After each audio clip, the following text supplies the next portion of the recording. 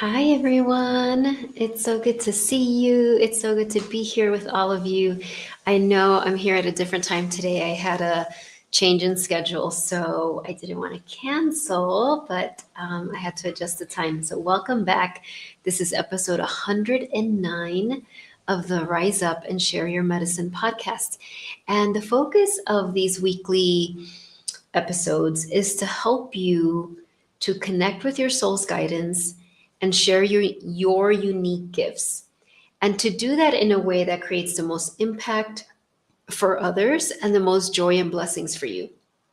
It's also about learning how to help more people, serve more people, lead more people without depletion and overwhelm.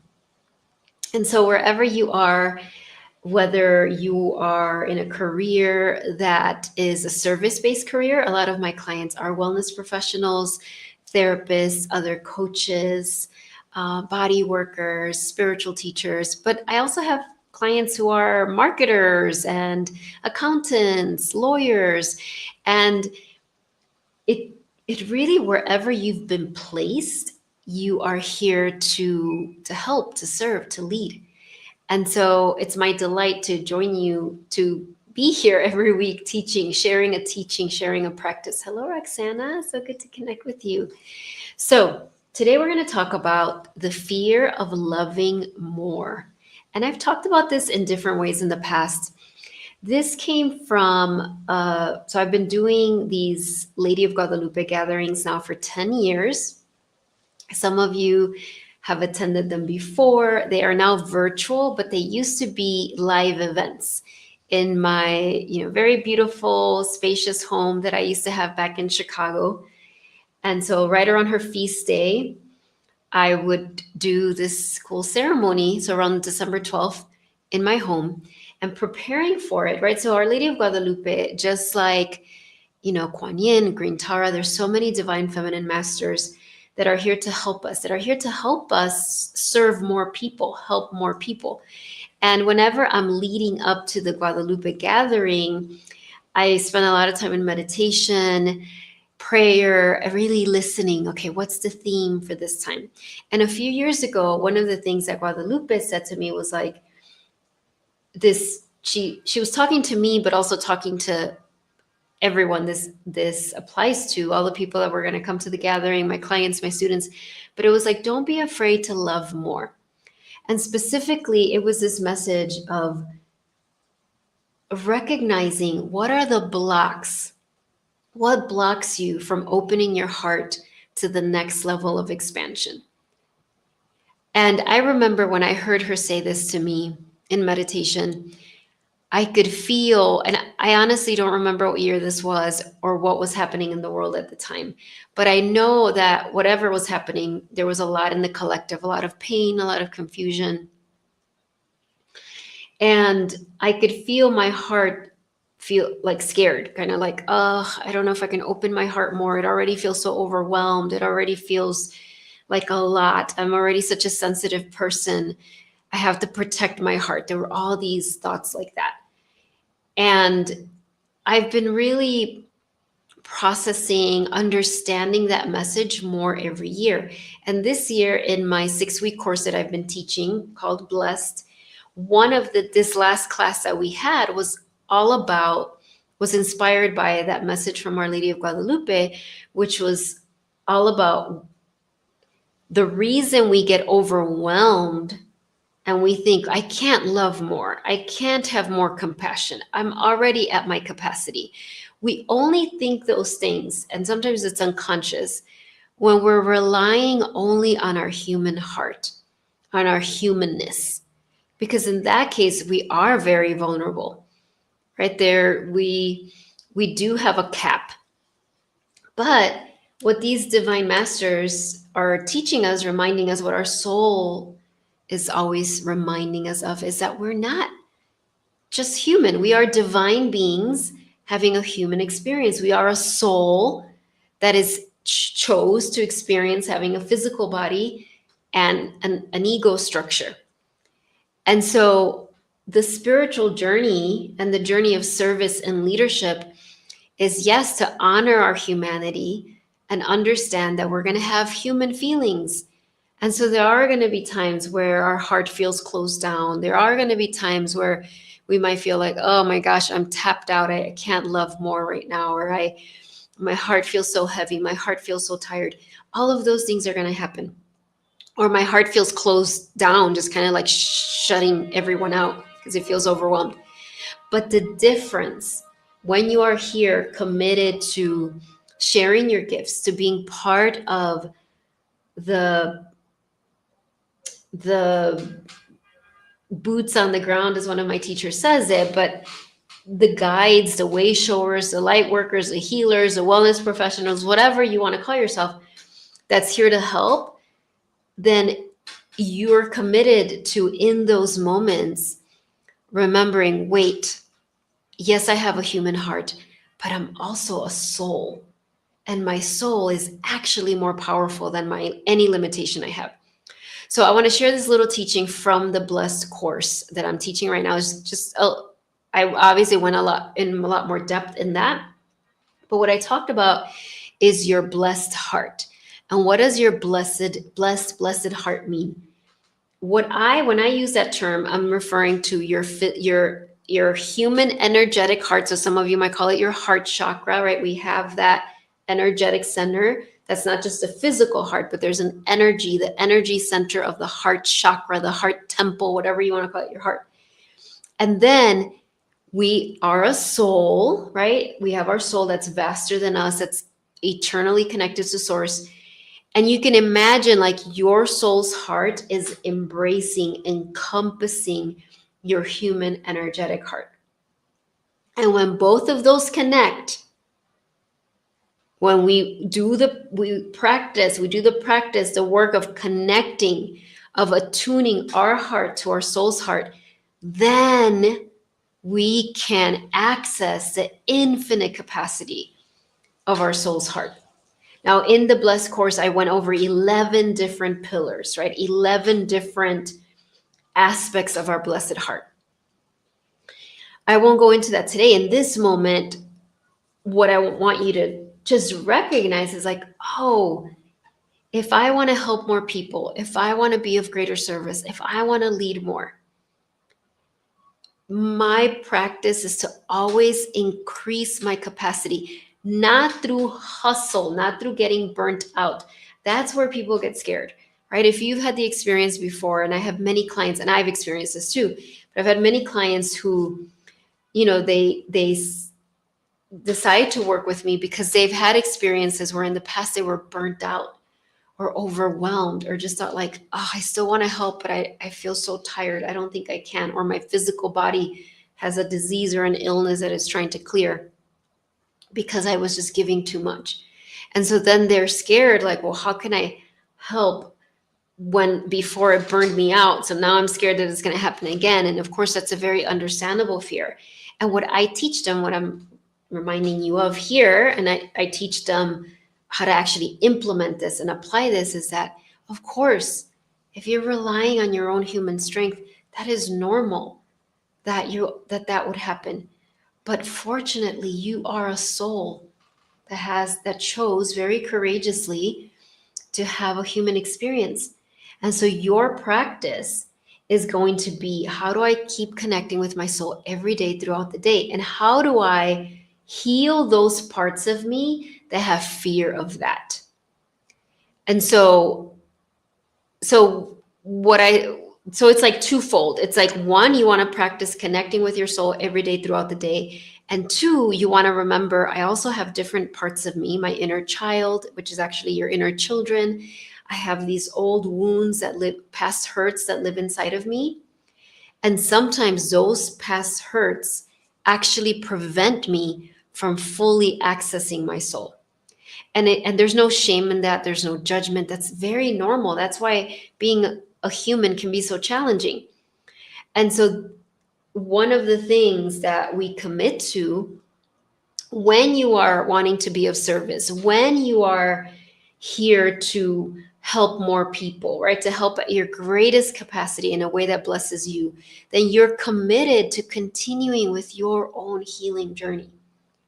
Like I can feel that, like, I know my capacity to help my clients, my current clients, my students, those of you who are drawn to this podcast, who come to my classes, those of you who maybe haven't yet but are going to be drawn to me, my number one responsibility is to keep developing that relationship with my soul and keep connecting with those parts of me that need healing. And sometimes it might not even be past parts, right? Yes, there's hurts that happen in the past, but then you also go through challenges in the present moment. So if you're going through a difficult time right now, if you're going through a challenge, then obviously, yes, you need to take care of yourself. You need to know what that looks like, right? Absolutely, there are times when we're going through challenges and the guidance we receive is to pull back, right? Is to not permanently, but to take some time to recover. And even then, we always have the responsibility of using every experience that is happening, understanding that none of it is wasted, and that our soul, all of it is part of the curriculum, right? I talked about that in a few episodes ago, right? So all of it is what's molding us, what's preparing us. And so that duality that we come to experience, that of being in this human life and doing the noble work of reminding ourselves over and over and over and over and over, I am a soul. I actually have a soul that is eternally connected to source, has infinite capacity, loves me unconditionally, is always available. So there's that practice. And I also have these human parts of me. And some of them have experienced challenges and hurts and rejection and betrayal and, abandonment, ridicule, all the things that we experience as humans. And I have both of those. I have these human parts and I have my beautiful soul. And it's not like, oh, the human parts are bad, ew, get rid of them. We can't. As long as we are humans, part of what we signed up for is that human experience. So it's like, how do we navigate that? And so in today's episode, the teaching is one of the most important ways is to keep expanding your heart, but not your human heart, not your emotional heart, but that connection between your human heart and your soul's heart, right? Our blessed heart, our blessed heart. And so what I want to invite you to think of, reflect on, is where is the fear of loving more holding you back? Where is it holding back your leadership, your service, your career? And maybe at first glance, it doesn't seem like it's career related. Maybe it feels like a personal thing. But we are holistic beings. So even if you're like, well, I'm fine in my work, but yes, I can see how in this personal relationship, I'm holding back from opening my heart. That absolutely affects your service and leadership with others. And again, this isn't a judgment. This is something that we're constantly being asked to reflect on. Where is my heart afraid to love more? And so I invite you to just go ahead and tune into that question right now. Just like maybe you bring your hands over your heart center. And you can even feel, I had never thought of this, but you can feel like if you picture, like, let's say your left hand representing your human heart center, and then your right hand is like encompassing, right? That's your soul embracing your human heart.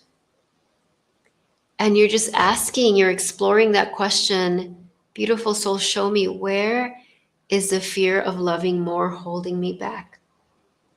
What is the fear? Maybe ask it that way. If I were to love more, what am I afraid would happen? And maybe it's just a little part. Maybe you're like, I'm not afraid. But then you're like, well, there's this one part.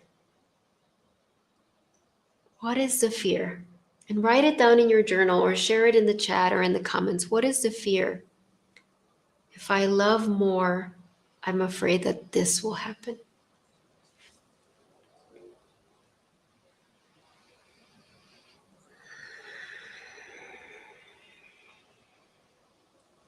And then now ask your soul, what is the gift that is waiting for me and for all the people that I'm here to help, to serve, to lead? What is the gift that will arise when I allow myself to love more?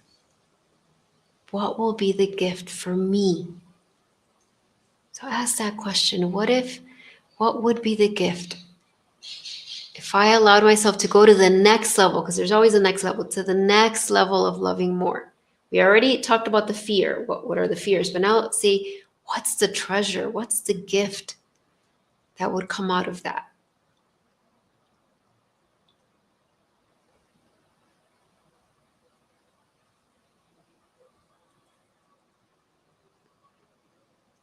And maybe you hear it as a word or a symbol, or maybe in this moment you don't hear anything. That's perfectly fine, because your soul always answers you. But sometimes you won't hear the answer, you won't be conscious of the answer right away.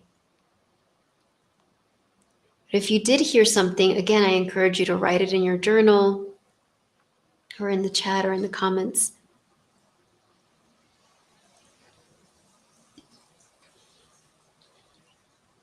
And then I invite you to ask your soul, what little step can I take today or this week? What step can I take that will help me open my heart more, that will help me love more? What is the little step you are guiding me to take? And remember, do not dismiss it. If you hear guidance and you're like, well, that's not related, your soul has such a vast perspective. So just be very curious. Is it maybe your soul will say, take a walk, go to that class, eat a little differently, or maybe it'll feel more connected. Journal, meditate, let yourself cry. I don't know what your soul will say, but just ask, like, what is a little step? Maybe it'll be send that email, reach out to that person, ask for help. Just check in.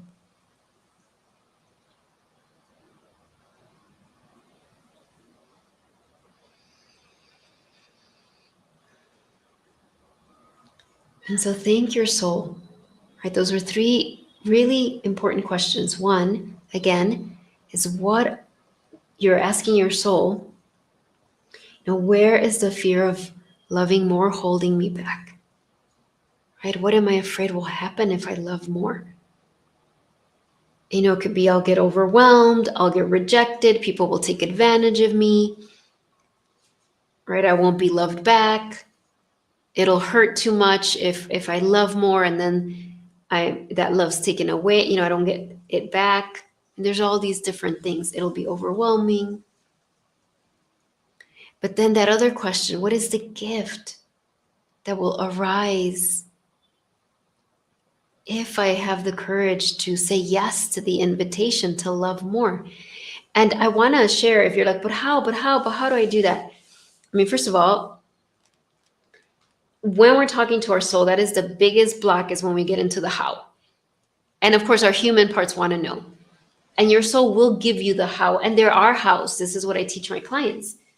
And I, by the way, offer free breakthrough consults. I open a few slots every month where I'll help you get clear on this and then talk a little bit about the how. What is the simplest plan for you to get the result that you're looking for, to help more people, to be of greater service, to create more without overwhelm and depletion? And if I feel we're a good fit, I'll share the details of my coaching program as well. But back to what I was saying, notice if a part of you starts to spin in the how, and just have compassion for that part and come back. Like, first, just listen to the answers that come. What is the gift? And one of the hows, always the first step, is intention. So if you're listening to this and you're like, I totally can see how the fear of loving more is holding me back. I'm afraid it's going to overwhelm me and I'm just going to be paralyzed because I'm just going to feel the pain of the world. I can see how that's holding me back. And I can see, because my soul showed me, that when I heal that, it's actually going to make me so, I'm going to feel so much more joy. I'm going to be able to reach so many more people. I'm actually not going to get overwhelmed. And I can see that. But I'm totally stuck and I don't know how to do it. And so before anything else, is set the intention. Is just set the intention. Just say, I don't know how yet, but I'm setting the intention. Beautiful soul, beautiful higher self, teach me, show me, bring me the people, the books, the coaches, the therapists, whatever, the synchronicities, the dreams, the spirit guides that I need to heal that wound. Hey, Lorenza, so good to see you. Right. And I know that if you're someone who has been healing from codependency, which is basically all of us, right?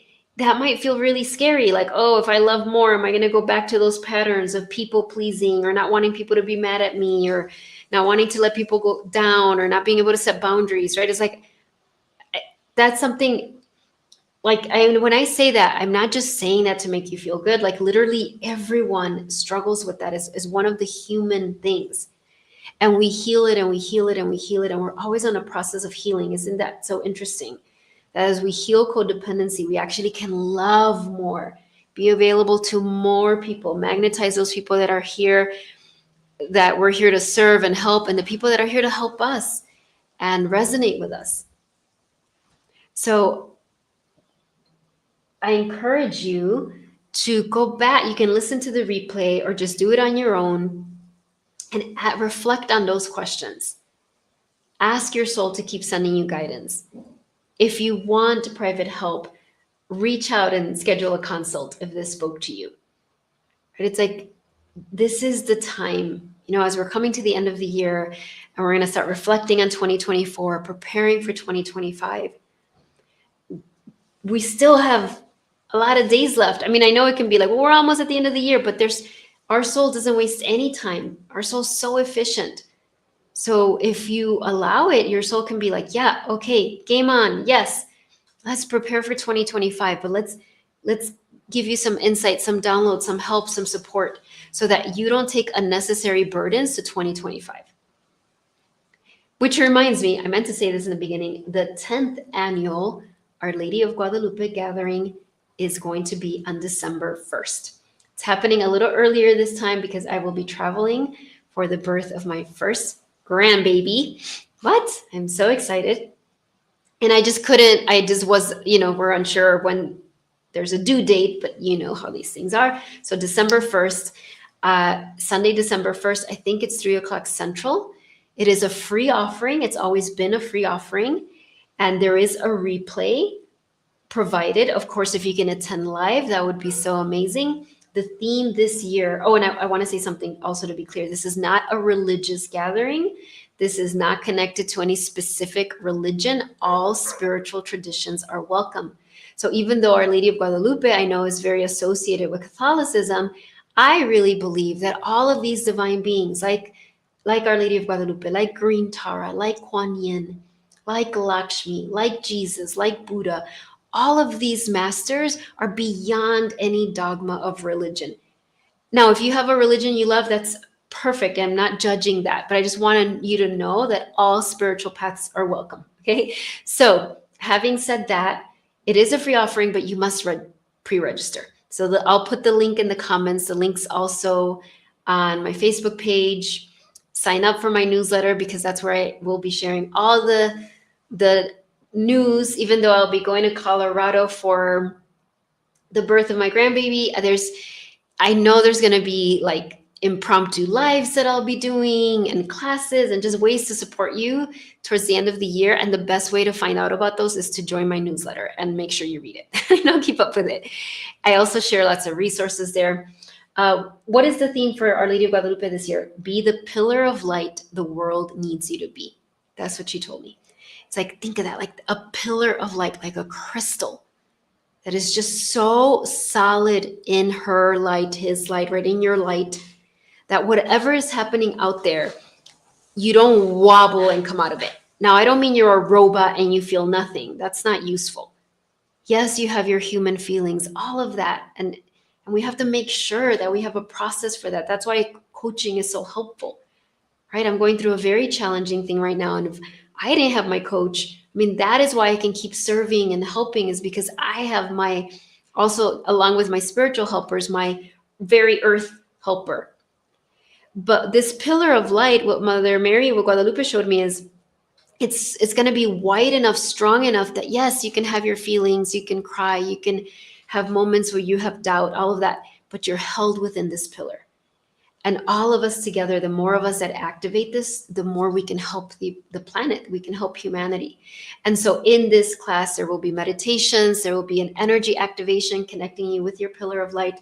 We will do a meditation with Guadalupe to receive your word of the year for 2025. Now, if you already received it, I know, Lorenza, you already received yours. What was interesting is that Guadalupe said, you'll also receive your mantra for the year. I was like, what? So that's just such a powerful way, right? And the word of the year, I didn't make that up, right? There's been so many people that have talked about that, but I love connecting with Guadalupe. She's a form of the Divine Mother, because we're gifted the word. It's not like you look at the dictionary and are like, what word do I like? I mean, I wish we could do, I mean, you could do it that way, but I actually think the most powerful way is say, beautiful soul, what is my word?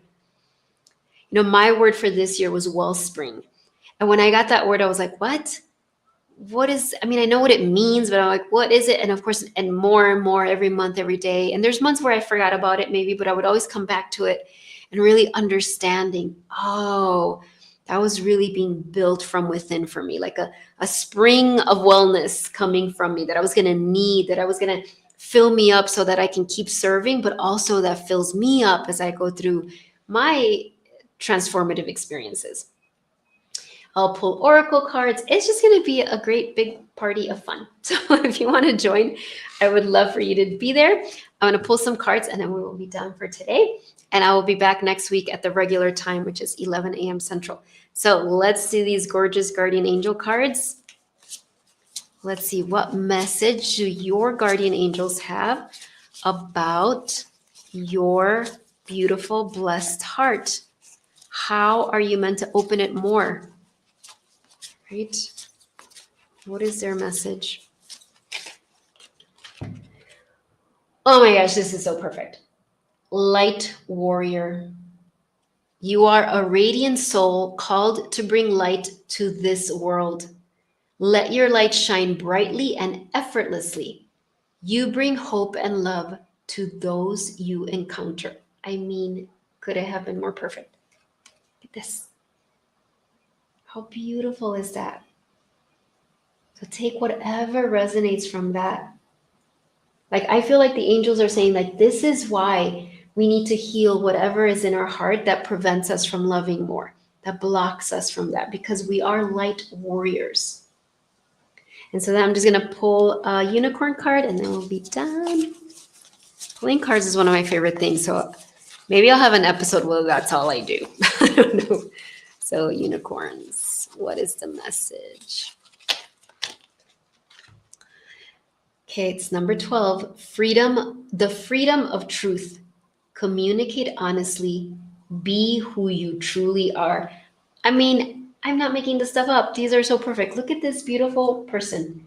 He's talking to a crowd of people that are listening. His heart and throat are emanating light. That beautiful unicorn. Look at the unicorn's heart is lit up. There's rainbow light. There's golden light. Unicorns represent purity, innocence, the higher truths, right? And so, and all these people are listening, not because they're going to become followers of our guru. No, because they're like, oh my gosh, look at his heart. Wait, we have a heart like that too. We also are beings of love and light, right? And I love his throat is lit up. So this important message for all of you. All right. Thank you so much. Go out there and share your beautiful light. Listen to your soul. Notice, what is it, right? What is it that your soul wants to tell you about opening your heart more? What is the treasure that's going to be birthed from that? If you want to, if you're interested in receiving some private support, schedule a breakthrough consult. This is such a powerful time to do so at the end of the year. And if you want to join us for the Guadalupe gathering, sign up. I'm so excited. And it's the 10th annual one. I mean, like, how amazing is that? 10 years? Like, that's, and I think actually Roxana and Lorenza, you both have been there physically when I did them in person. If I'm not mistaken, I think you both attended live back when I was still in Chicago. All right. Bye, everyone. Talk to you soon.